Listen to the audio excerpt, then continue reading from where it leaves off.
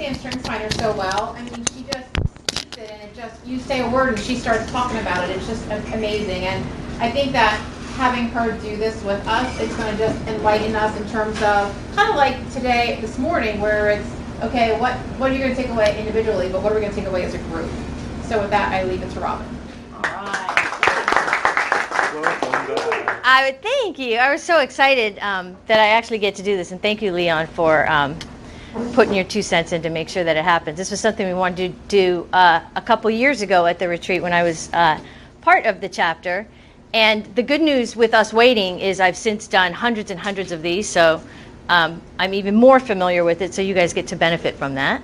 So the way today is going to look similar to what Joyce said in terms of the strengths.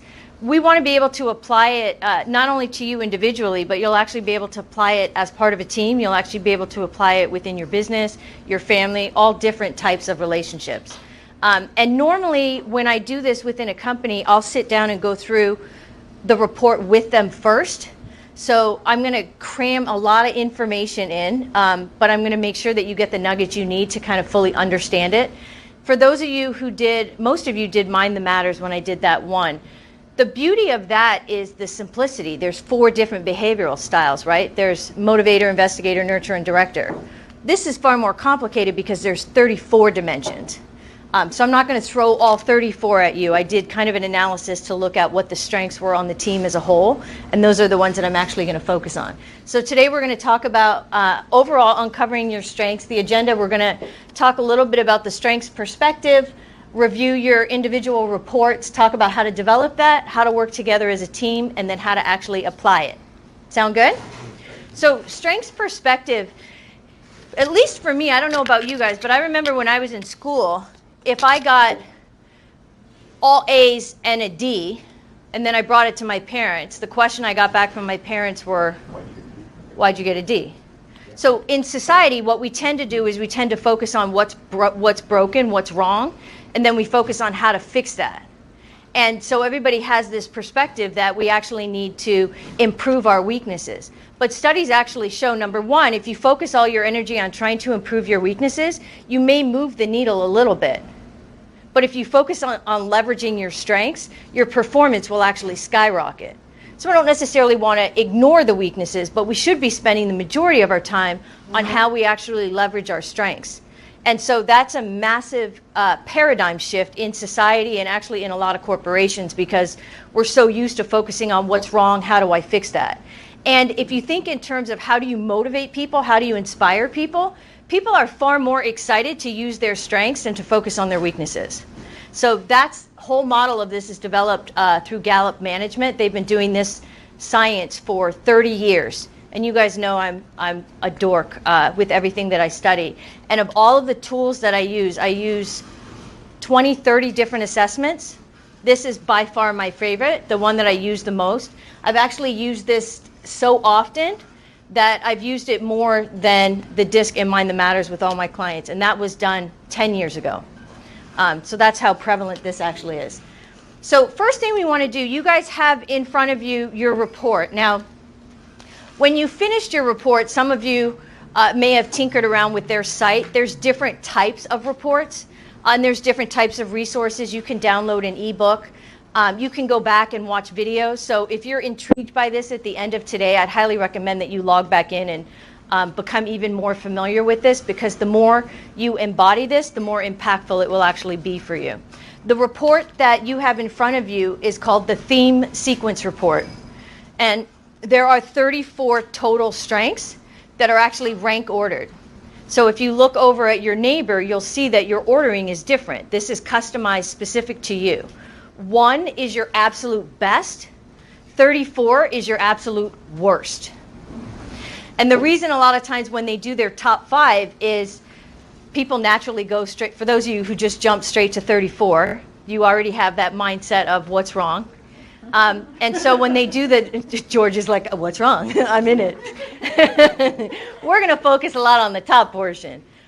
So normally when I sit with people and we go through their report one-to-one, we actually separate all 34 strengths into 3 different buckets. The first bucket are what are called your natural strengths. Your natural strengths are usually those that are listed from 1 to 10. The second group is called supporting strengths. Supporting strengths are 11 to 24, and then your lesser strengths may or may not be weaknesses, are 25 to 34. So we're going to go through kind of what all of these mean, and you guys can look a little bit at your reports to try to figure that out. Let me mention to you,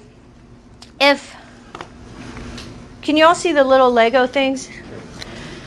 If our goal was to build a tower as high as we could, when we use our natural strengths are so easy for us. It's literally the same as breathing. We don't even have to think about it. We actually take them for granted. So a lot of times what happens when we're dealing with other people and they seem to struggle with something that is as easy as breathing, we're like, what the heck is the problem? Like, why are you having such a problem with this? But the minute we understand that that's our strength, we'll be able to recognize that somebody else doesn't actually have that strength. The supporting strengths, the middle group, actually, you can use those. The lower down it goes, the harder it is, but you have to be more intentional. It's kind of like using a light switch where you have to turn that strength on.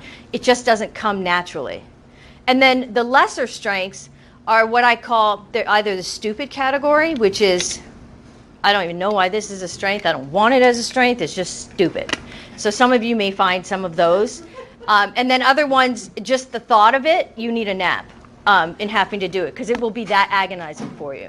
So if our goal is actually to build a tower, if we use our strengths, they're strong, they're robust, and it's just very easy. If we had big solid bricks, we could easily build a tower very, very quickly. The minute we use our supporting strengths, we can use them, but they're not near as strong and they're smaller. So it takes a lot more work to be able to use all of these to get to that same height.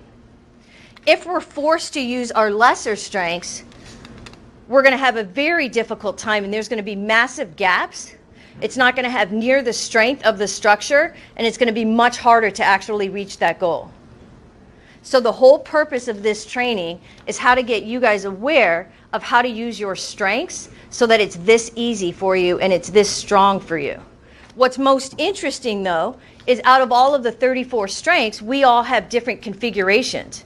So each one of these can represent a different strength. And so if everybody were to put their strengths together, it would look different because everybody does it in a different way. And instead of trying to make people do it our way, we want to be able to recognize their strengths and then help them leverage it. So that's the whole perspective and the whole rationale for doing the training. Now, when you look at your reports, if you look at just your top 10, there's some handouts here. Thank you, Amber, for collating these for me. Do not skip ahead. Oh, I might be missing some on the bottom one. Oh, so these are already collated, or? Yeah, just grab a stack. But somebody's going to be missing two. When you get your stack, I want you to look at this paper, which is the one that's up there. The last page. Okay.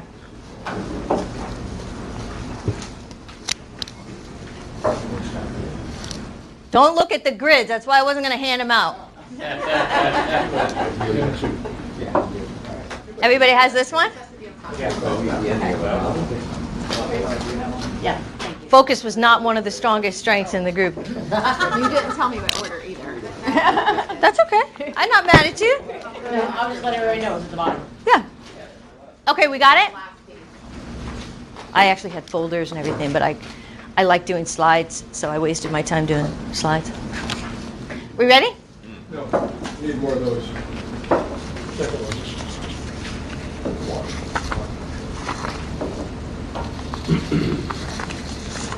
I have some here, I don't know. This is a full package. Maybe I guess I'm looking wrong. He's got it. You got it? Yeah. Okay. So these are all 34 strengths. Everybody has the same 34 strengths. They're just in a different order. And the way that you can easily break these down is they're broken down into what are called 4 domains or 4 categories. So the purple category is actually called executing. Those are the strengths that refer to how you get things done, how you implement things. The second category, influencing, is how you persuade people, how you take charge, how you kind of move a group. Relationship building is how you connect with people. And then strategic thinking is your thought process. So the first activity that I want you to do is I want you to look at your top 10 strengths. And then on this worksheet, I want you to number whichever one you have as number 1, the next one as number 2, so that you'll have your top 10 on this sheet. Any pens? We need pens. Hold on. I've got a few. Hold on. That I overlooked. I usually bring a stack. Hold on. Here's 3. Here's 1. Here's 1. Sure. Here's 1. Here, first we got one other one. Here's 1. Hold on. Ooh, Tracy, you have pens? What? See, this was an lost opportunity. Who needs a pen? So what do we rank it? There's one more. Who needs a pen? Top 10. So, one next to Harmony like that? You got it. All the way through? Just All for top 10, just top 10. Notice the pens I gave out, they belong to my Bucks members.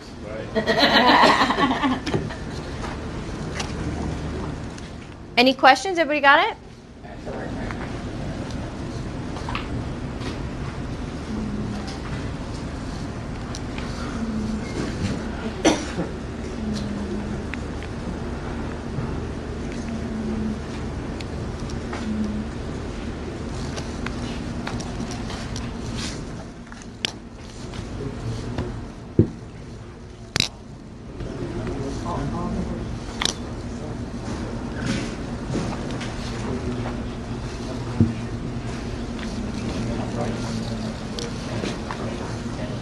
And just glance at me when you're done so I have a sense of who still needs time. Thank you. Versus everybody look up and stare at me.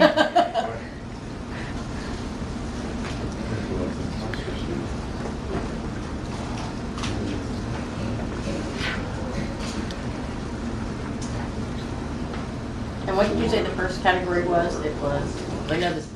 So the definition is actually right underneath it. Oh, this as far as that. Okay, sorry. One. Only just one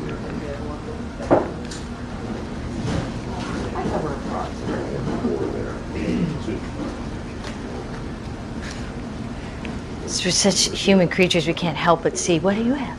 I have this. Joyce and I went off on a tangent for like an hour going through. Was that Sunday? It was on the weekend, right? Yeah. Everybody done?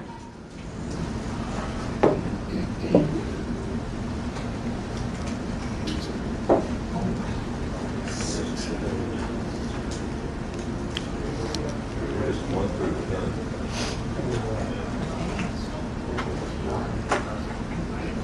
I just like the different categories. Is Darlene done? They did say that. I gotta do 1 through 10, just 1 through 10. She's done? Oh, okay. So here's a few questions I want you guys to start considering so you can have perspective. So there's these 4 domains now. You've got executing, influencing, relationship building, and then strategic thinking. How many total do you have in each domain? So which is your most dominant domain? So out of the 10, how many do you have in executing total? How many do you have in influencing? How many in relationship building? And how many in strategic thinking? All right. 4 and 4. I just like that. I have a 4. Yeah, you got a whole category that has none.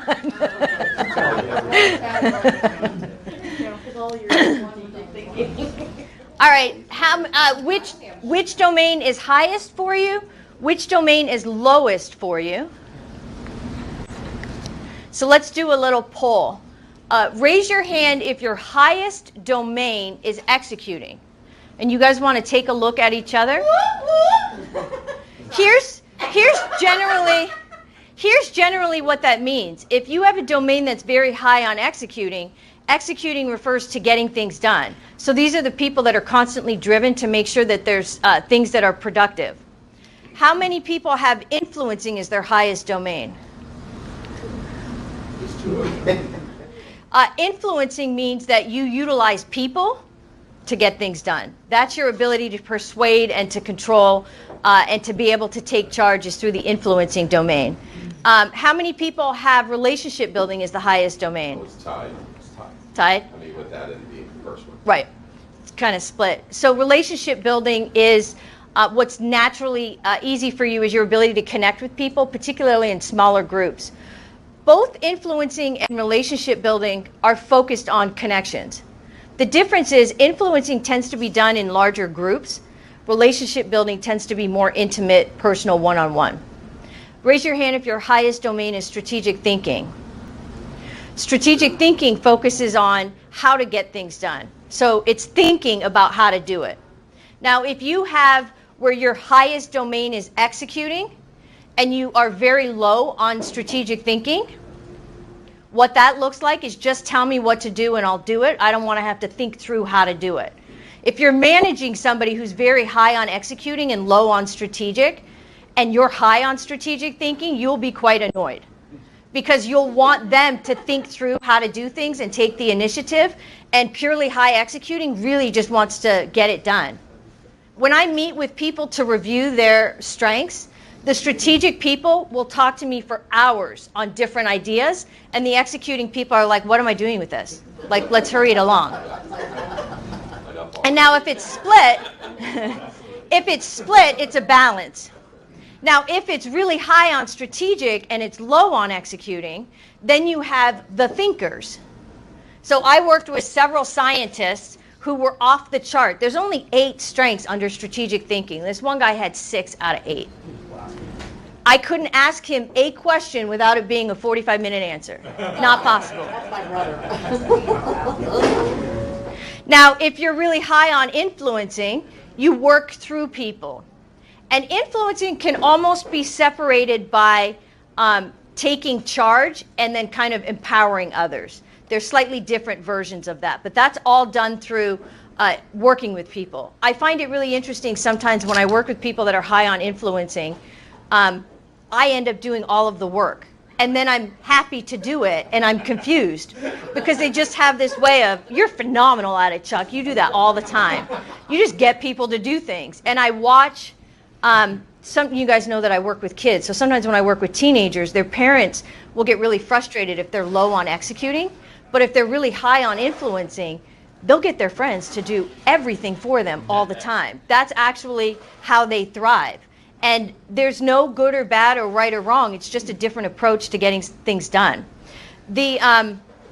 So if you're high on relationship building, or if you're high on influencing, you'll tend to be very charismatic and you'll do very well in group settings. If you're high on relationship building, you'll have a very strong connection with people where people will meet you right away and they'll just feel like they've known you forever. Now, I was brought in to work with a bunch of oral surgeons. And one of the surgeons in particular, they were having a lot of issues with and they were having complaints with. And they said the guy did an amazing job, but he was pissing off everybody. Massive turnover on his team, and customers were offended. So I had recommended that we do the strengths for the whole company, but we start with him and we start with his team. I could guess what his strengths would be, but it's much easier for him to look at his report to kind of see where his blind spots are. So when I looked at his report, he had 6 out of 8 under executing, technically proficient. He had 1 on relationship building, and then all his weaknesses were in relationship building. So for me, I was like, no shit. I mean, that's why he's having these issues, right?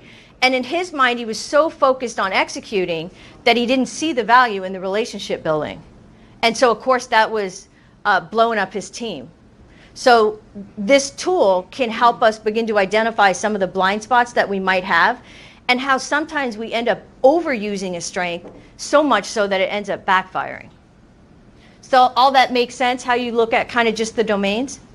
So we've got which domain is most dominant. Raise your hand if your least dominant is executing.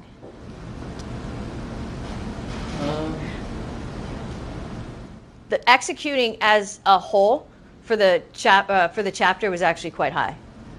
Raise your hand if influencing is your least dominant. Raise your hand. Say. Raise your hand if relationship building is your lowest. That was actually these I'm tied. with Both the last two. executing and relationship building. And raise your hand if strategic is your lowest. Yeah, my strategic. Cool. So as you kind of look around, you can begin to see, even though we haven't gone through all 34, just knowing the main 4 domains kind of gives you a perspective in terms of what's easiest for some people over other people.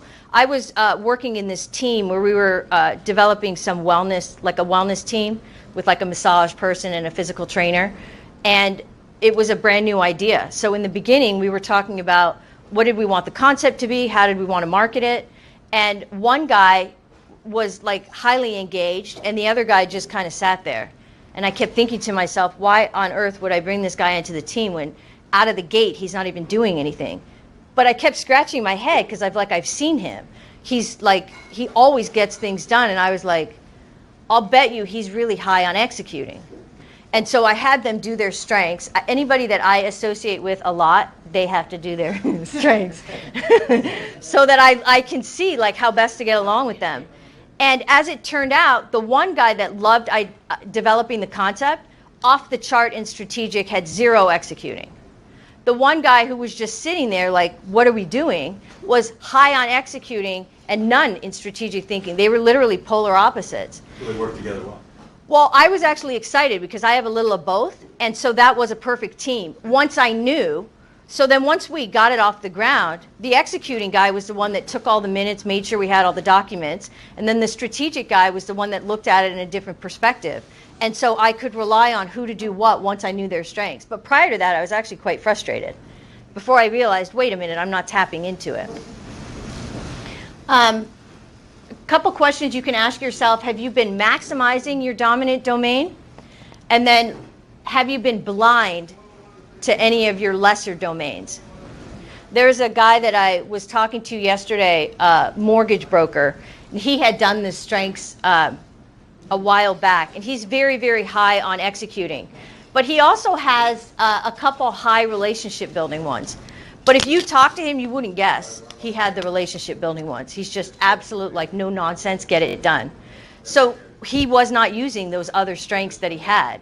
And that's really unfortunate because it's kind of like if you're playing cards, you have a deck of cards where you can make several hands to give you a very strong hand. And if you have less cards, you have less capacity to build different hands. So we want to leverage all of the ones that we have.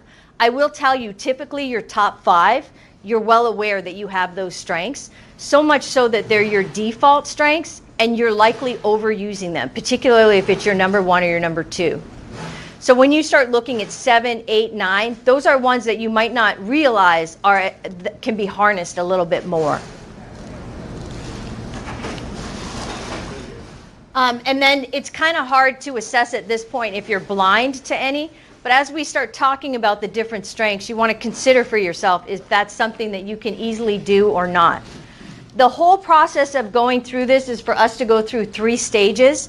Obviously, this tends to take a little bit more time than like 90 minutes, but we go through name it, claim it, aim it. So name it is becoming familiar with all the different strengths and understanding what they are. Claim it is where we get to the point where we own it, like that you can see how you use that strength all the time.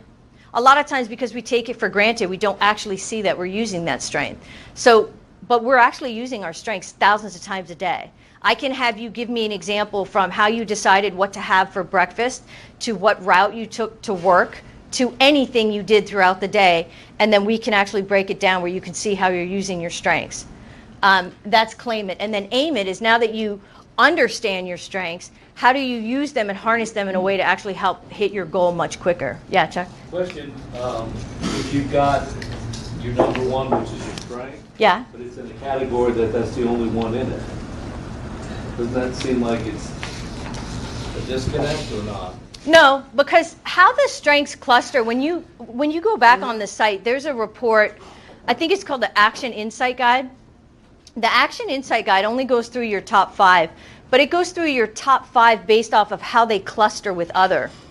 So you have strategic, and it's your number 1, right? Right. That's like your default with everything. And I know that. I remember when I talked to you about my case, what I appreciate, because I have a strategic, is you said, well, we could do it this way or we could do it that way. If we do it this way, this is what will likely happen. If we do it that way, this is what will likely happen.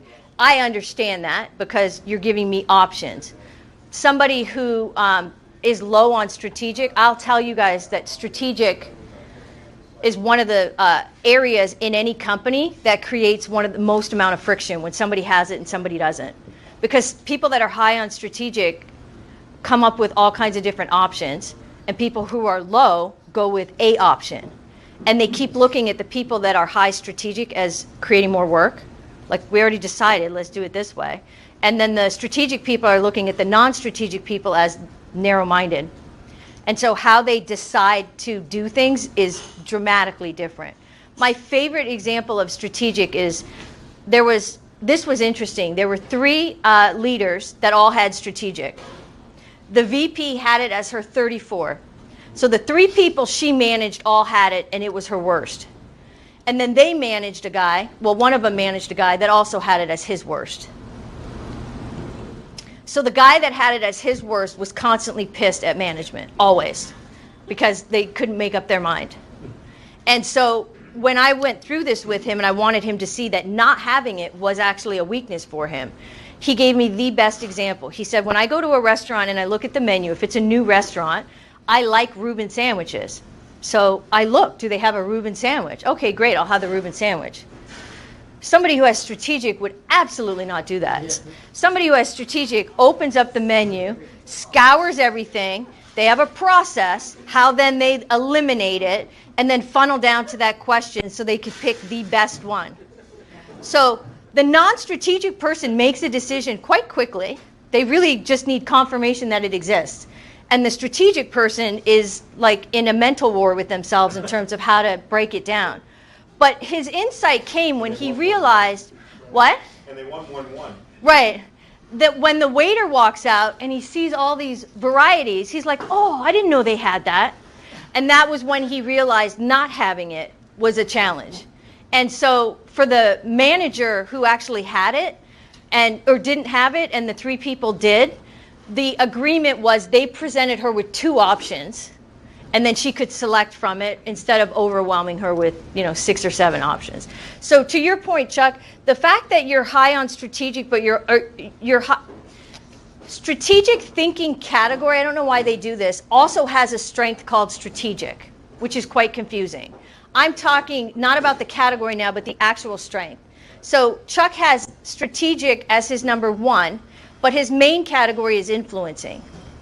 What that means is instead of strategically looking at how to execute, you're strategically looking at how to get people in different positions. And you do that all day long.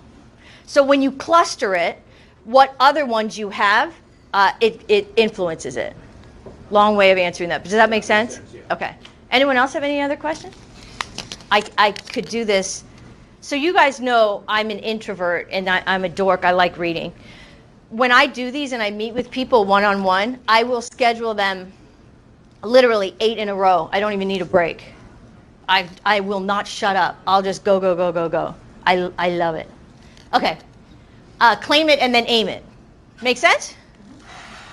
Okay, so let's get into some of the specifics. I'm going to give you, so we can't go through all 34, but I'm going to go through some of them, predominantly the ones that were pretty high within this group, okay? And then after I give the description, I want you to raise your hand. And what I want you guys to do is you got to have 2 hats on. I want you to think about it in terms of, does that pertain to me? Do I have it? But then also look around the room, because this is going to give you insight into whether your teammate has it or not. Okay? So I told you your natural strengths are the same as breathing. Your supporting strengths is like turning on a light switch.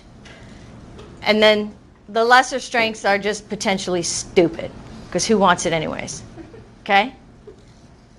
If you're not sure if you have that strength or you think you have that strength, the way that you check in with yourself is whether or not it's breathing. And what I mean by that is if you have to think, I can do that, that's not a strength, it's a supporting strength. If you can't not do it, it's a strength.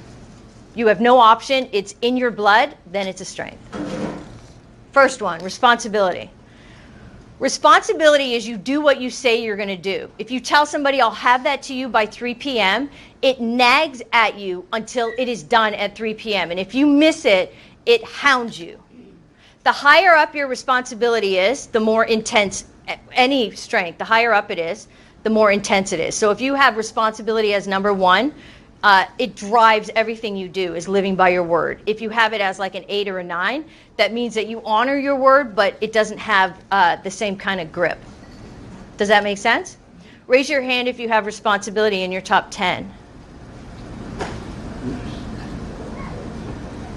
This was one of the top strengths in the entire chapter, in the entire group, which gives you a lot of perspective. There was one company that I worked with where everybody complained about this one VP. And I had worked with all levels. There was about 50 people in the company.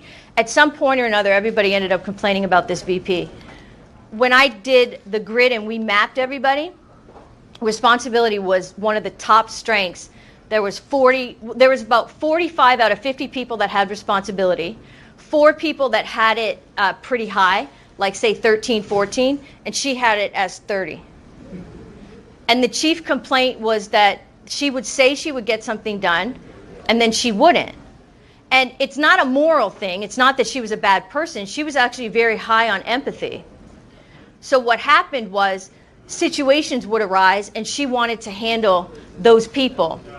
And so to her, that was more important than some other task. But it created a ton of friction in the company. So it's not, and it doesn't mean it's good or bad. It gives you insight into where there might be challenges and then how you can leverage things. So that's responsibility. The second one, achiever, is you love making lists, either for real or mental, but you're constantly focused on, I got to get this done, I got to get that done. And then if you can check it off the list, it's the most rewarding, exciting thing ever. Raise your hand if you're high on achiever. This was another very high one within the group. There was, when they do studies on utilizing their strengths, the more you use your strengths throughout the day, the more it's related to health and happiness. It is directly related to your overall well-being. And unfortunately, when they do studies in corporations, they find that less than 20% of people are able to feel like they get to play to their strengths on a daily basis, which I just think is sad. So while we were talking about how it's related to health and happiness, when I was being trained, this woman raises her hand and she says, I don't understand how achiever would be related to health and happiness. She's like, you have to live and die by this list, and then it drives everything you do. Like, how could that possibly be happiness? And I looked over at her, thoroughly confused, because I have achiever, and the instructor looked at her and said, is that your 34? And she goes, yes. And I was like, you don't understand how glorious it is to like check something off your list. So but that was hard for her. So that's what it looks like when somebody has it and when somebody doesn't actually have it. And there's a difference when it's a strength and a 34 versus middle of the road. Because remember, middle of the road means you can tap into it. It's just not your go-to. Was she a hoarder? It's my exact. I don't know. It's just like, I can imagine people that are hoarders are just like, they can't achieve anything. They can't take anything. Well, they're people that are, it took me a while. I really wished I had asked her, like, how do you get things done? Like, because I can't imagine. And I didn't. And so it took me a very long time before I had met with somebody that actually had it as 34. And she's in insurance. And she has responsibility really high. So if she says she'll do it, she'll follow through. But she doesn't have this internal drive to like push herself to do it. And that's the difference between the two. Now, there are what are called super strengths. So when you have a lot of strengths in the same category cluster together, they form super strengths. It magnifies the power. So if you have a combination of responsibility and achiever, that's a very powerful super strength. But with great power, White. huh? Her favorite color is white. We didn't expect that from you. But with great power comes great responsibility, because your super strengths are likely the ones that can be easily overused. Now, if you've ever met somebody that has an achiever as 1 and responsibility as 2, you'll no doubt know it. Because they cannot sit still. There is no off time, because achiever just goes, and they're constantly driven. And so it doesn't matter what day it is. If you're at home, these are all the things that need to get done. And it's just this constant production. A ranger. A ranger has an unbelievable ability to reconfigure things and reprioritize things in warp speed.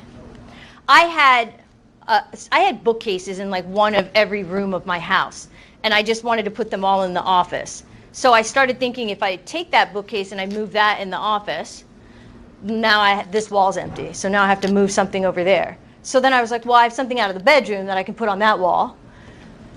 And then there's a bookcase over here. So in my head, I'm trying to figure out how to reconfigure it.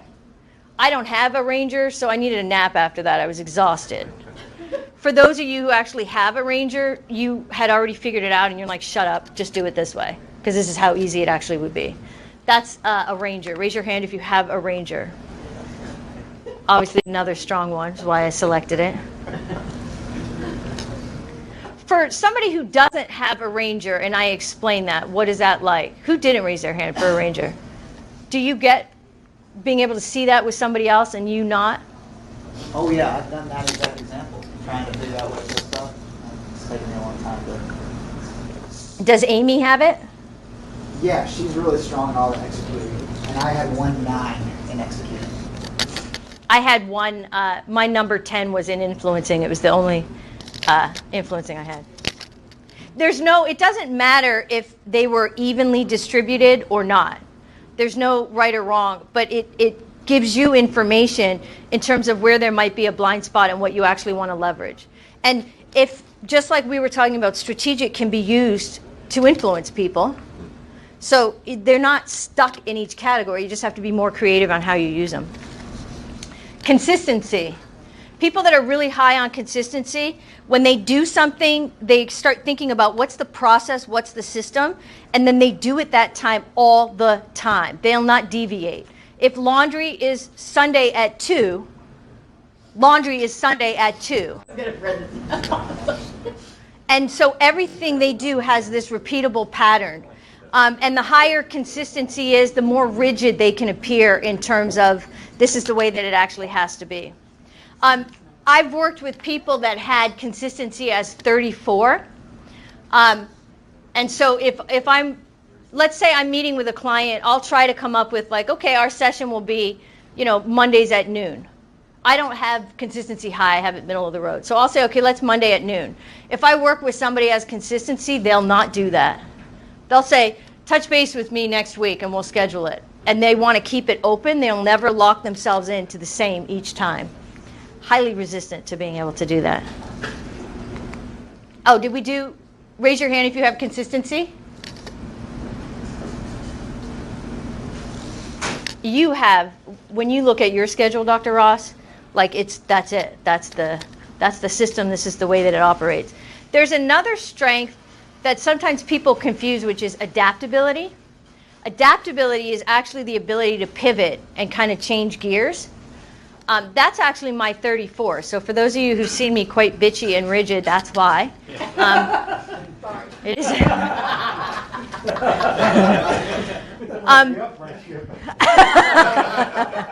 She's not too high on it either, let's just say, but she's not as bad as me. So what I do, because I'm high on strategic, is I have plan A, plan B, plan C, and plan D. So if it doesn't go according to plan, I just kind of lose my shit. I don't pivot well. Yeah, if it So, goes to 5, you're in trouble. yeah, I really am, because then I don't know what to do. So if you're high on consistency but you have adaptability, and somebody changes your system, you can use adaptability to help you. So sometimes those kind of, I say, play well together. Relator. Relator, I think, was one of the top ones within the group. Relator is the ability to understand where somebody's coming from. What that experience is like is when you talk to somebody, they feel like you get me, like you understand where I'm coming from. It's a very strong way to actually show that you're connected with somebody. And how it might look for you is that you might share a similar story. You might have a similar example or some type of experience, but you're able to let that person know that you're with them. You get how that's going. This, and I was telling Joyce this, which wasn't a surprise for me. If you were to talk about what's the culture of the group or what does the Bucks actually represent, this is one of the first things that I would have said, not necessarily with this language, but this would have been how I would describe it. Like, people connect with one another, and there's this warmth and ability to understand where each person is coming from. I really want you guys, as I'm talking about kind of what the strengths are for the group as a whole, this is really important because when you guys go to invite somebody, you can now use this as your competitive advantage. When I did my Strengths Finder, the number one strength that I had is called individualization, and there's only a couple people that had it. Chuck had it. Individualization is the ability to spot other people's strengths. And who wouldn't have thought that was a strength? But that is actually my number one, hence the reason I can do this for 8 hours straight without needing a break, right? I just love it.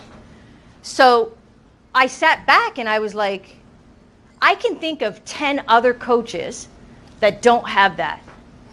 And so I built my competitive advantage, even the language I put on my website. Once I got my strengths, I built it around that. When I work with kids and I work with professionals that are doing career, they're looking for a new career, we use this language to populate their resume so that it really represents who they are. So when you look at it in terms of the Bucks, when somebody's like, oh, I've already done networking, or oh, I'm not interested, you can say, here's what's different. You guys will now have the language that makes this group powerful, what the competitive advantage is. I have to say that, I think that's where most resumes now are going, is trying to focus on people's strengths instead of just what they did. And I think that's really cool that you can use this to build a resume. Yeah, well, the hard part with resumes is you have to be able to stand out. So what ends up happening is people end up using very generic terms, right? Like hard worker, people person, team orient. Well, what the heck does that mean? So if you say, like if you were using Relator and you say, in customer service, I have the ability to understand where that person's coming from and easily relate to them, that's a more powerful statement than just people person. Get specific in what you're, how that relates. Right, and if you guys look at the definitions, so this is it's only one sentence, which is why when you guys look at this, it's not going to give you the depth of the strength. It's just one sentence. But when you look at the ebook where they go into it more detail, oftentimes I'll have people read that longer description and highlight words that resonate with them, and then we can put those on a resume. Conversely, if I'm working with a company that wants to hire somebody, those are the words that we'll want to put, if we know the culture of the company, those are the words we'll want to put in the job description. And then it will tell you right away whether it's a cultural fit, because if most people, if they're, well, not always, but most of the time if they're applying, they have the experience. If you're going to hire a good candidate, it's not based solely on their experience. It's actually based off their attitude and how they're going to work with everybody else. That's what makes or breaks it.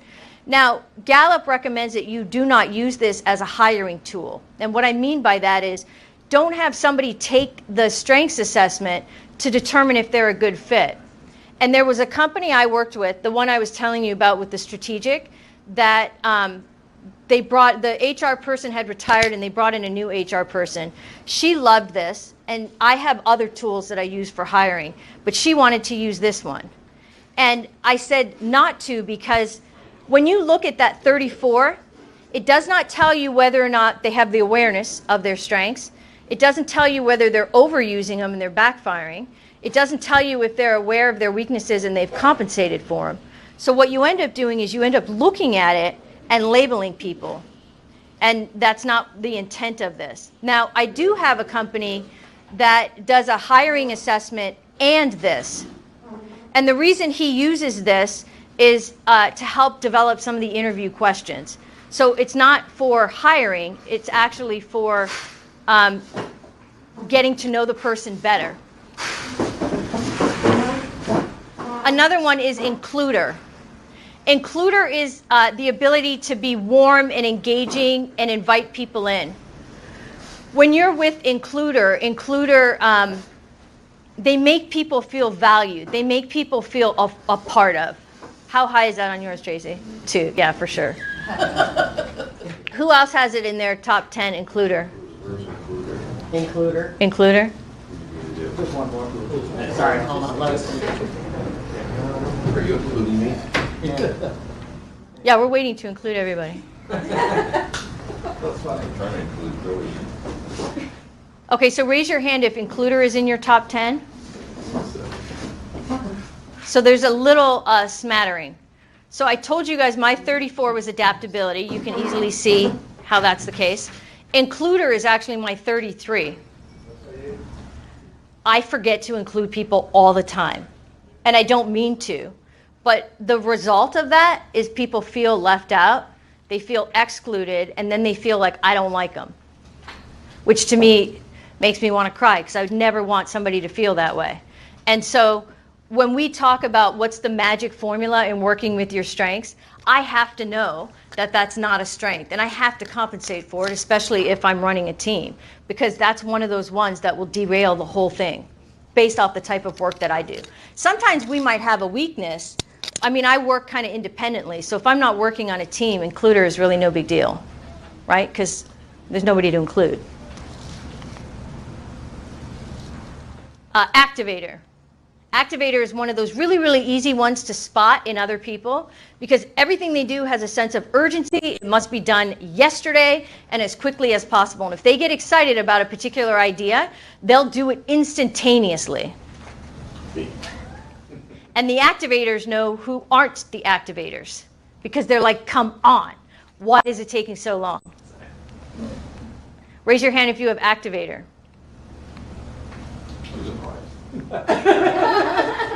Soccer. Time to get done. Woo.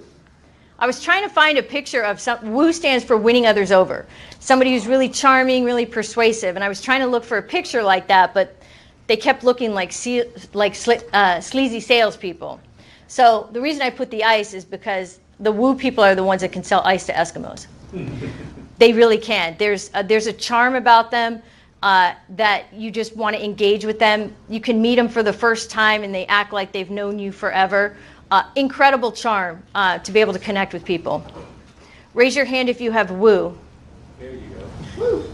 Now, I want you guys to notice this because this is kind of an easy one to notice when you meet with people in terms of woo, because the woo is so easy to get people to do things for you, right? Like they just love being around you, and it's focused on influencing, which is the group element. So you can go into a group situation and just win over the whole crowd.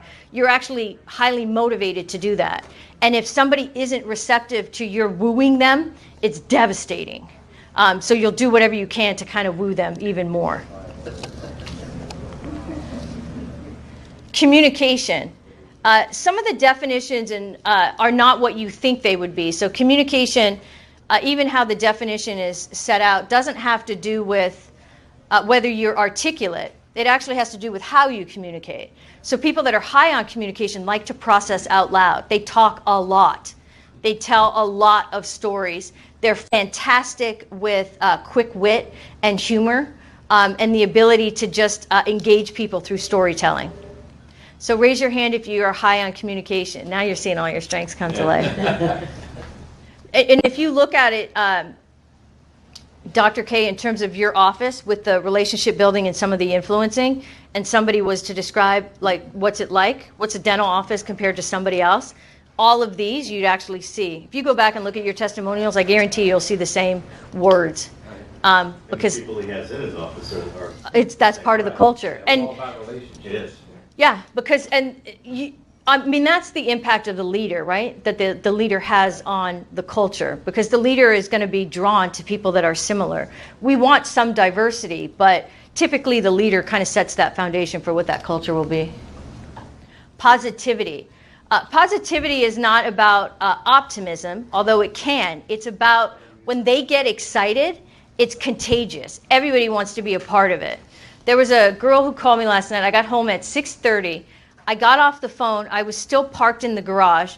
My dogs are barking hysterically because I've been sitting in the car and they want to eat. And I called this woman back and she goes, "We need somebody for Bunko. We have an opening." And she's like totally excited. And I was like, "I've always wanted to do Bunko." Okay, I'll do it. And I said, "Well, I haven't even been home yet. I haven't even eaten." "Oh no, we're going to have dinner. We're going to have da-da-da." And she got all excited. I was like, "Okay." So I hung up and I was like, crap, like I got to change. I got to feed the dogs, right? And then I'm like, "You're working Saturday, number one. Not completely finished, number two." So I'm like, oh, goodness. So I came back and I called and I was like, "How late do you guys normally go to?" She goes 9:30. And I was like, "Okay, perfect." And she goes, "Why were you second guessing yourself?" And I was like, no, I was so swept away by like the positivity, like, oh, I wanted to be part of it, that I didn't think through it. And normally, I got all kinds of rules if I'm going to agree to spend time. Raise your hand if you're high on positivity. Whoa.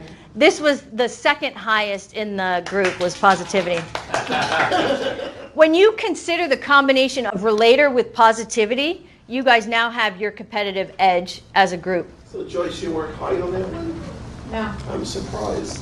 She has so many strengths. Yeah, right. Oh, Mr. Harmony over here. Yeah. Nice. Yeah, mine was 12. Yeah. It's 2 for me. It was my number one. Oh, surprise. Happy Thursday. So I don't have woo. I think woo is on mine is maybe like 32. Really don't have woo. So if somebody says, like, I gave a presentation that was really inspiring, I sure as heck wasn't woo. Wasn't positivity. Preparation. It's I have relator and individualization. So I'm glad that you guys are noticing that sometimes you might think somebody has it, because if you go back to the analogy with cards, you can use any combination of other cards to achieve the same outcome. That's the whole point of this. This is how we leverage it, is what is it that we want to achieve and how do we do that with our strengths? So I can achieve woo not as easily as woo people have, and it won't quite look the same, but I can achieve the same outcome if I use some of my other strengths. So I'm going to do the strategic thinking domain kind of as a whole. I separate it into kind of 2 categories, one that I call active and one that I call passive. The passive one is all about taking in information and absorbing to be able to make decisions and think things through. The active is all about the active problem solving, the thought process to be able to arrive at a decision. The passive ones are learner, intellection, and input. Learner is an insatiable need to learn more and more and more, and just loving the thrill of the insight. My number 2, I know that's a surprise. Intellection is what I call monk mode, which is loving the solitude to think about thinking, pure reflection. Very high on mine as well. And then the third one is input. And input is absorbing so much information and being able to consolidate it and then recall it in a really freaky way. It has to do with how it's organized. And if you see people that are almost OCD with how they have to line everything up, that's likely input, because there's a way that things get categorized. Aside from Nick, those were not terribly high in the group.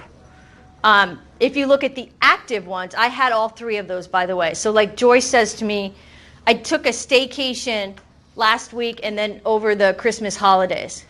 And my goal was to read a book a day. Joyce's comment was, "Why are you working on your staycation?" And my comment is, "That's not work." See, you wouldn't think so either. She's like, "That's work." Like, that's because learner Not isn't. reading a novel. Okay. It doesn't. She's still. But she doesn't have time to do it otherwise, so she does it on her vacation. Well, and I love it because learner's number 2. What's your learner? It's midway, isn't it? Yeah, I think so. So that's the difference, is when we use our strengths, it's really not work. And you were like so flabbergasted that that's what I would choose to do on my downtime. The other piece that goes with it, with intellection is quiet time. So the reading is the learning piece, but then I get the quiet time. So that's that super strength for me. Whereas other people are like, I'm so sorry, you can come over. You don't have to be by yourself. And I'm content with a couple of books and no talking. My communication is kind of low too, in terms of verbally communicating. Okay, so now the active strategic thinking. If we put in GPS that we want to drive from here to, say, New York, when we put it in the GPS, it will give us several routes. You could take this route, you could take that route, right? The ability to identify the different routes is called strategic. So I've already talked about that one, but that's the ability to come up with multiple options. So if this is the end goal, strategic people will come up with a variety of ways to achieve that end goal. Not only that, out of those options, they'll identify a common pattern and a common theme, and then what the best option is. So people that are high on strategic, when it's a really important goal, they're actually going to take a step back and lay out the options before they make a decision. Somebody who's, say, high on achiever but low on strategic, that seems like a complete waste of time. And so on a team environment, that will create friction for sure. Now, if you decide that's the route we're going to take, the analytical person goes, okay, where is their construction? Where are we stopping? What hotel are we staying in? What's the gas mileage? How many total miles is it? And they figure out every potential variable and factor that will come into play. Now, And they never get it done. well, it depends if they're high on executing. So if they're high on analytical and high on executing, those are people that never miss a beat. But if they're high on it and you're not, it's excruciating because they're considering all these factors that are in the future and you're like, it doesn't matter right now. But they can't not think of that. So when you look at your analytical people, you want to draw on them because they're the ones that will identify a variable that you may well have overlooked. So strategic goes very wide and analytical goes very deep. There are people that have both. And if you talk to them, they'll go wide and deep in warp speed very, very quickly. I'm high on strategic and middle for analytical. So I tend to always do options first. And if somebody goes deep, I can follow it. It's just not as natural for me. If somebody's high on analytical and you go wide, they're trying to come up with all these different factors across all of the options and they'll quickly get overwhelmed. Now there's what's called futuristic. Futuristic is the ability to think ahead out of the box. To me, this is Walt Disney and Steve Jobs. Like, I get how you go from like an 8-track to like a record player. I don't understand how you go from like a CD to an iPod. That's futuristic, is I can make something better or improve upon it, but I'm not like out of the box, like Walt Disney. How do you go to a State Farm and then envision Walt Disney? So people that are high on futuristic have the ability, those are your innovators. If they're really high on futuristic and really low on executing, they'll come off sometimes as dreamers or kind of flaky because they always have these wonderful ideas. If they have both, they'll be very good at coming up with a good idea and then making sure that they've got a game plan. The reverse of futuristic then is context. Context is past. So people who are really high on context learn by past experience. I need to have the same lesson repeated like 20 times before I get it. I don't learn apparently from the past. So if somebody's high on context, they might say things like, well, how did we used to do it? Well, what did we do last year? And then they'll take that and they'll build upon it. And so they're very good with remembering life lessons. And then the last one is called ideation. And ideation is what I call pinball. It's when you talk to them, they go ding, ding, ding, ding, ding, ding, ding, ding, ding, ding. It's very lateral thinking, very abstract thinking. It's not orderly. So they'll jump from one thing to the next to the next. They'll have a point. It just takes a way to actually get there. I worked with a CPA that had ideation as number one, which is unusual for a CPA. And having it as number one, that was tough to follow. Any questions on any of these? These are some of the main ones that we had in the group. So let me talk to you about how you can begin to apply this information. I had already mentioned on a personal level, or I guess on a business level, that you could do competitive advantage, right? On a personal level, by the way, I don't know that you guys know this, but I was pretty sick last year. I had a lot of issues with my thyroid, and I had adrenal fatigue. And adrenal fatigue is like, kind of like having the flu that's like really achy, and then PMS on top of it for a year. That's what it was like for an entire year. And I actually used, because I was so well aware of what my strengths were, my strengths, when you use your strengths, it's invigorating, it's oxygen. And if you're trying to use your weaknesses, it's exhausting. So I was incredibly deliberate on how I organized my day, because I had so little energy, to maximize those things that would fuel me. And when you look at the people that are talking about work-life balance, stress management, happiness, employee engagement, that's all directly related to whether or not people are using their strengths. I was asked in my networking group to be the educational coordinator. And they had their idea of like what the topic should be every week. And so the president and the vice president would send me talk about this. And I was like, you guys are scripting what you want me to say? Like, then I'm just a mouthpiece. And I was pissed, but I was like, I'm not using any of my strengths. Like, the creation of it and the knowledge that I have, like, why would you dictate that for me? But I didn't know how to not be bitchy about it. So I basically said, like, if you guys have the idea of what you want, I don't mind following that. But if you're not going to allow me some creative license, it's a complete waste of my strengths. And I did one my way, and they've never said anything since. But I'll tell you, when you can't use your strengths, it's suffocating. So in that moment, even though I was like educational coordinator, I could do that in my sleep. Because of how they wanted me to do it initially, would have sucked. But because I knew my strengths, I knew what I could contribute. And a lot of times in companies, people don't feel like they're being utilized, but they don't know how to articulate what they need. This gives you the information to say, this is how I can help, or this is what's missing on the team. So that's how you can use it for a personal component.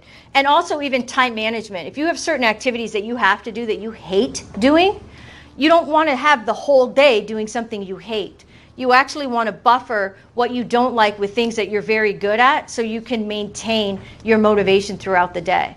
And because I love reading, I used to think that wasn't, I never, to this day, I kind of don't see reading as work. So I never read during the day, because to me it's like a hobby, even though it's workbooks. Well, if I'm in a funk, I'll actually read because it energizes me and it helps me be creative. So this is how we can tap into our own resources once we know that. In terms of connection, when we understand somebody else's connections and we're curious about who they are and allowing them to utilize their strengths, that creates a more powerful team. A lot of times I use this to do a family map. So I'll do a husband and a wife and even the kids. And these are innate. These are traits that you're born with genetically. So it's kind of fascinating to see when you get the kids involved. Well, I have two husband and wife attorney. They're actually polar opposites, which is fascinating. But they're high on executing and strategic thinking. And then the daughter is literally split. But the son, they've not done yet. The son is a little younger. He's high on influencing. He could charm anybody to do anything, but they weren't seeing that. They just thought he wasn't like the rest of the family, which I thought was kind of, he feels like the black sheep, but they didn't have those strengths to know how to leverage that. So it helps with your communication, your interactions, even thinking about how would you assign chores? How would you assign tasks if you're working on a project together? This is how you can use it to actually come together. And then in terms of business, I kind of spoke about developing the culture, your competitive advantage, how you hire, in knowing kind of what to look for. And then it's also really good in terms of developing goals for your business. There's one guy that I work with that's so high on executing, he doesn't have that warm and fuzzy piece. So when he's managing his people, if he constantly talks about goals but doesn't actually have a vision and doesn't have the emotion beside it, and his people, by the way, happen to be high on relationship building, there's a disconnect.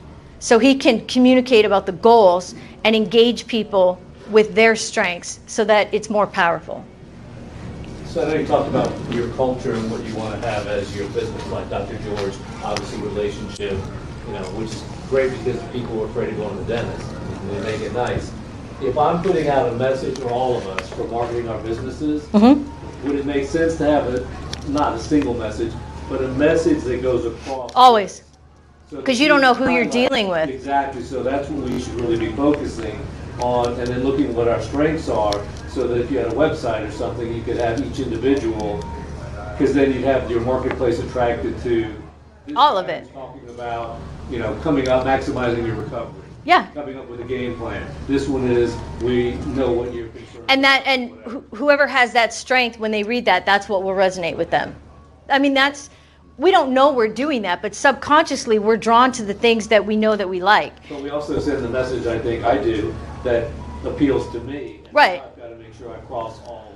Well, that's the thing, is we assume that everybody has our strengths, and so we try to interact with them based off of our own strengths. And it's a similar premise from the DISC and Mind That Matters.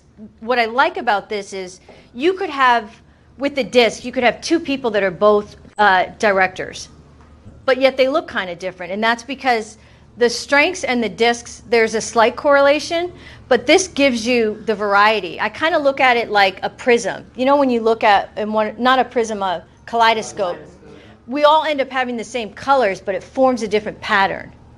And that's the uniqueness that we want to draw out of everybody. Do you consult with businesses to help write their script and their website material? Yes, you do. Good, I'll call you. Because that's a perfect thing that you could help. So I don't do anything related to writing per se. That's not my strength. But to help people connect with it and use the language, yeah, all day. Great. Yeah. Thanks, Chuck. I told you he would connect. I said Chuck has the ability to take this information and to connect it to 20 other things I'd never thought of. I would think that this would be a huge thing for hiring for a business because, a lot of times, like Chuck would only hire somebody that he could relate to. Exactly. Whereas if you really focused as a group and said, okay, what type of person we want for this position, what do we need to be successful, it would be a lot better, a lot better way to hire somebody than to hire somebody just because you can relate to them. So, because I don't use it as a hiring tool, right? Because if they do the report, it doesn't tell me their level of awareness and if they overuse things or if they have blind spots. If I read somebody else's report without really meeting with them, I'm actually making a ton of judgments that could likely be inaccurate. The weakness. Correct. I told you about the new HR woman that came in and I said, do not use it as a hiring tool. She used it as a hiring tool. And they were hiring somebody for the communications department. Communication showed up as 34, and communication, the definition versus what it looks like. And they shared it with her, and she was now devastated, thinking she was in the wrong field. And I fired the client because I'll not use these tools to ever harm somebody. And you got to know that this messes with people. No, I'm thinking more for the people that are Yeah, hired. so if I looked at this and I said, okay, we want to hire somebody on this team and they're high on influencing, I'll actually craft interview questions to see if they have that. Right. And I'd rather do it that way than run the report. Yeah. So like here, if we looked at, say, responsibility and relator, and you guys were interviewing somebody, for responsibility, you could ask a question like, how do you prioritize the things that you get done? Or what happens when you tell somebody, what happens when somebody gives you a deadline? If they have responsibility, they'll be like, oh, well, then you have to do it. And if responsibility is lower, they'll be like, well, it depends, right? What are the actual priorities?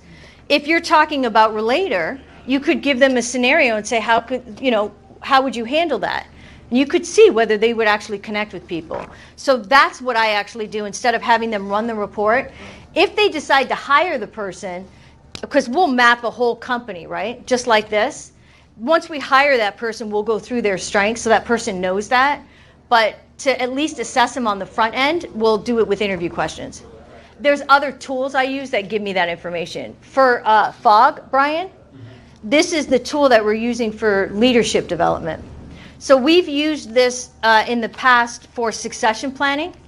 If you've got a key leader that's leaving, right, you got to be very clear on what the culture is, what is it that you want to maintain, and what may likely change, and then who are the people that are then going to influence that. This gives you great insight to do that.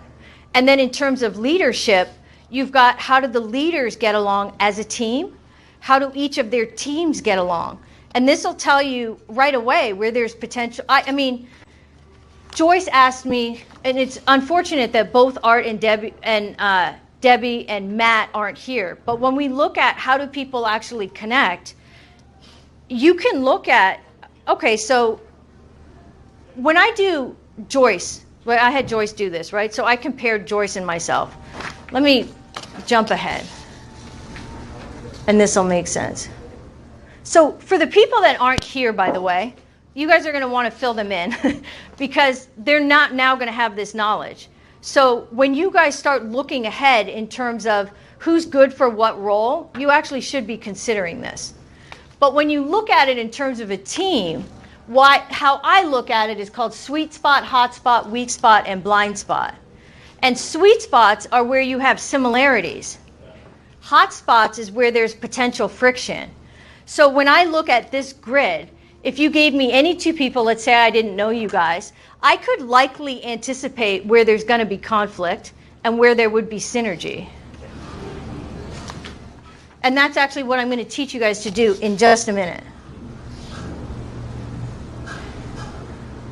So if you guys pull out this one now, the grid,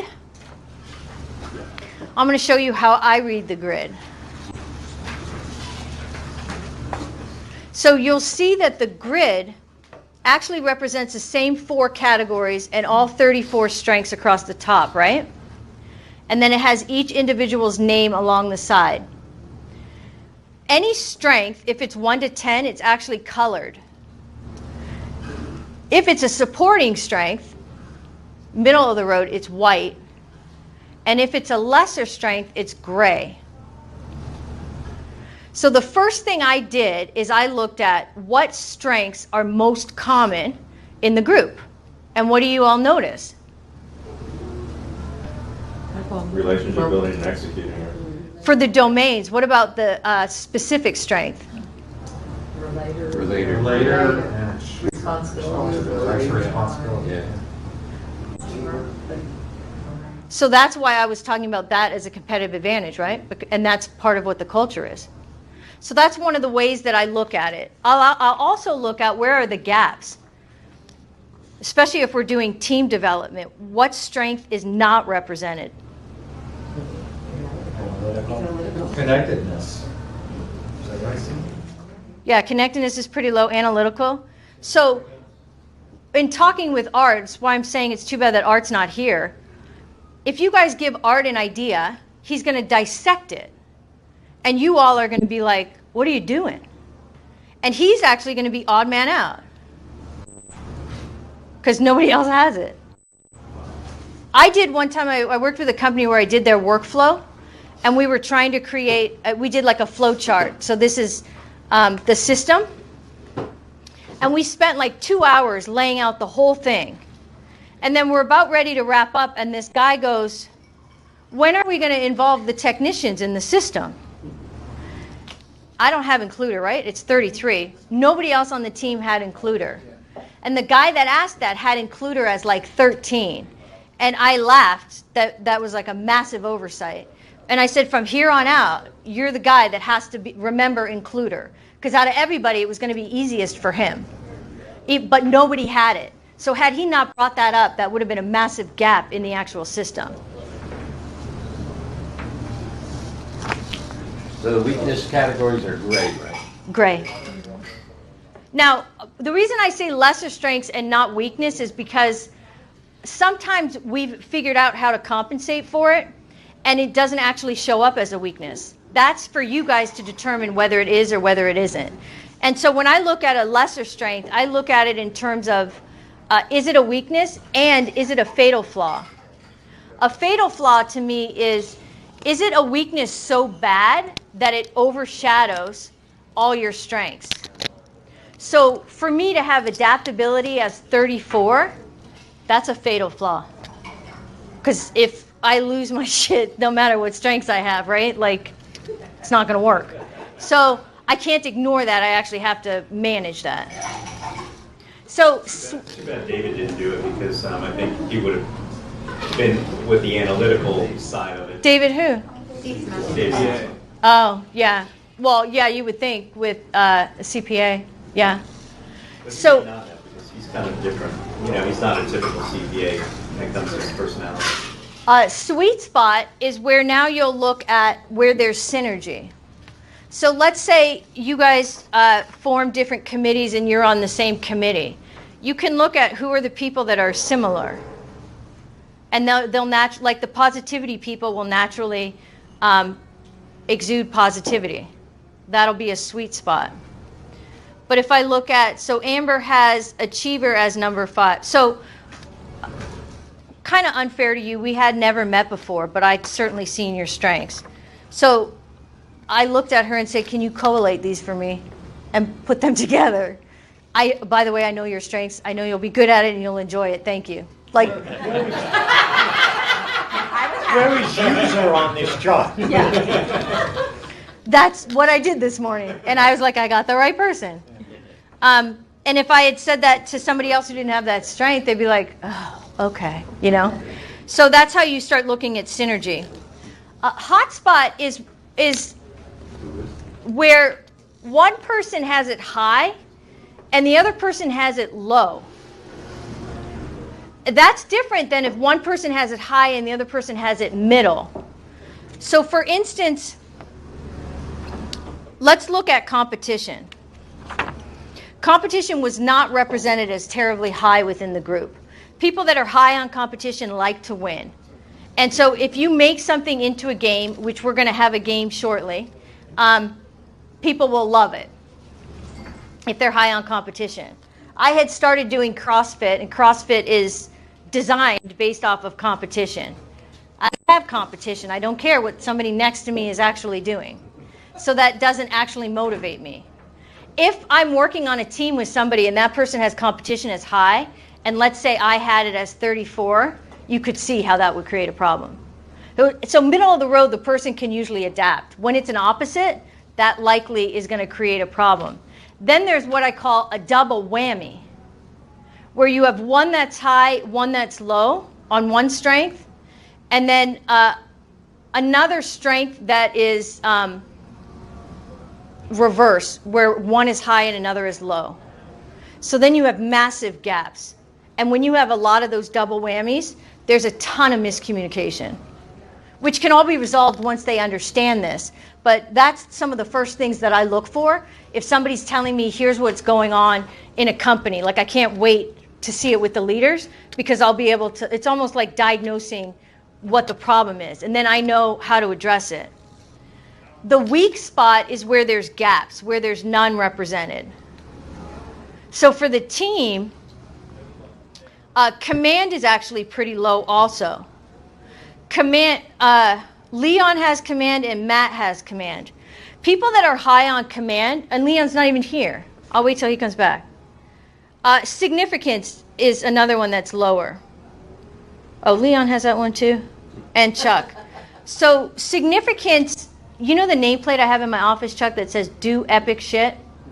That's significance. That whatever it is that you do, it's got to be meaningful. You've got to make an impact. When I worked with the research scientists, every research scientist had significance. The difficulty with significance is they like to be independent. And so if you have a bunch of people that are high on significance, that's going to create a challenge. But in your case, with significance being lower, you're not always as focused on what's the impact we're making. So that could potentially be a weak spot or a gap. If I go back to command, command is the ability to take charge. You don't even have to say anything. People that are high in command can walk into a room and they have this presence that you just know. And then if they do speak, they have the ability to command and take charge. And so if you guys are low on that here, and you have other people, let's say you have a visitor that comes in that has high command, it might be off-putting to you guys. Right? If you have a visitor that comes in and they got it, and you guys are all high on relator and positivity, you're going to be like, they're arrogant. And it'll turn you off. So it's important for you guys to know what some of your gaps are. And then the blind spot is what are the things that are creating the problems that you don't actually see. And so some of the blind spots may be how we're not leveraging some of our strengths, or we didn't know. I knew I wasn't good with adaptability. I didn't know it was 34. Like that was a blind spot. I had this guy work for me, remember Jason? Jason used to say, I always feel like an afterthought. Now, I'm pretty high on the category of strategic thinking, and I was like, you have any idea how much like brain power I spend trying to help you? No, because it's in my head. But I didn't have includer. And it wasn't until I saw this that I was like, oh, that's what he was talking about. So we want to be aware of some of those blind spots. All right, last couple things. Stress. This is the easiest way to diagnose why you are stressed. If you're stressed, it's one of three reasons. You're overusing a strength and it's backfiring. You're in a situation that's preventing you from using a strength and it feels suffocating. Or you're being forced to utilize a weakness. What's awesome about that is if you can diagnose it, and you're on a team, you can go to that team and say, here's what I need. Make sense? And so there's another document that you guys have that's called Balconies and Basements. This is one of my favorites. So when we look at whether or not a strength is overused, balcony means we're at the top of our game. We're using our strength to peak performance. Basement means not so much, we're overusing it and it's backfiring. So what I'm going to have you guys do for your next group, or just to kind of learn about yourselves and find some blind spots, is if you pick any strength, let's say, so positivity was really high. If we look at positivity, balcony, meaning what does it look like when it's at peak performance? Enthusiastic, lighthearted, energetic, generous with praise, optimistic. Basement, what does it look like when it's overused? Insincere, naive, superficial, and Pollyanna, which all the people that have positivity are now going, ouch. But that's the people that don't have positivity, what they may perceive of you. And if we look at, say, responsibility, balcony, committed, accountable, independent, trusted, conscientious. Basement, micromanager, obsessive, not able to say no, takes on more than they can chew. So this is one of my favorite things in terms of creating a personal action plan for yourself. Here's the magic formula. This is the wrap-up, okay? I want you guys to imagine that all of your strengths represent a stovetop burner. When you look at your top 10 strengths, because it's as easy as breathing, it's as though those burners are on high. They're on max. So if you're cooking something and all your strengths are on max, you're scorching them. So the key to all of this is how do you regulate them? But because it's a strength and it comes naturally, we don't actually have the ability to not use a strength. It's how we breathe. So if you have a big pot of water that's boiling, meaning that strength is intense, you don't have the option of turning it down. What do? Water. What? Cold water. You add cold water, or you add tepid water. What might tepid water represent? Your Other strengths. Yes. So you can't not use a strength, but you can look at your other strengths to buffer it. That's the magic formula. That's when you can regulate, I'm overusing a strength, then how do I turn it down? I look for a different strength. So the mortgage guy I told you about, really high on executing, he had relationship building ones. He just wasn't leveraging them. And the minute he realized he had positivity, he had a team meeting that was unlike any he'd ever had. Because normally the team meeting was, here's the agenda, high on achiever, high on responsibility, high on competition. So he would go in, this is it, in and out. This time it was, how do I infuse positivity? How do I communicate what the vision is? And it was vastly different.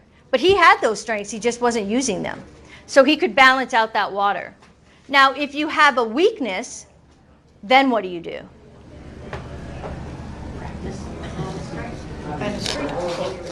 Yeah, it's the exact same formula. You can't, there's no course, or I would have taken it, on how to be adaptable. It's nothing that teaches you to be spontaneous. But I can use, so I was at the airport, and nothing went according to plan, and I was so upset I was in tears. And I don't know why, because I was going for a training that was the next day. It's not like I just needed to catch the later flight. But I was like, I really don't have adaptability. And so I was like, what are the other strengths that I do have? One of which is learner. And so I said, what can I learn from this? And I actually identified all the system issues that went wrong that I could actually apply to a business I was working with. I wasn't upset anymore. So now I'll say, what can I learn? It takes a little bit of time. That's what I have to practice. But I'm using a strength I have to compensate for a weakness. And so just to wrap up, for you guys to really think about, this is why I love this so much, is all the different ways you can apply it. And that's it, guys. Thanks.